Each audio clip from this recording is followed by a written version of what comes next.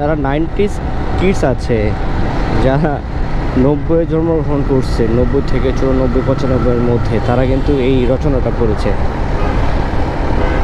এই যে এই রচনাটা, সেটা কি একটু গেস করেন তো।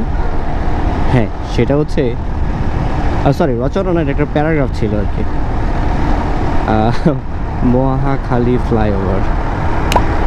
আমরা কিন্তু ভাই এই মহাখালী ফ্লাইওভার প্যারাগ্রাফটা পড়ছি ছোটোবেলায়।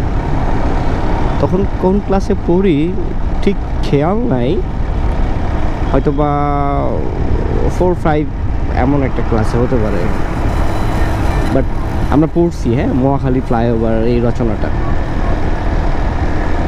তো আমরা সেই কিডস, আমরা সেই বাচ্চা এই যারা এই মহাখালী ফ্লাইওভার নিয়ে একটা প্যারাগ্রাফ পইরা বড় হয়েছি আমরা, যে বাংলাদেশে তখন এই ফ্লাইওভারটা প্রথম ছিল, মহাখালী ফ্লাইওভার।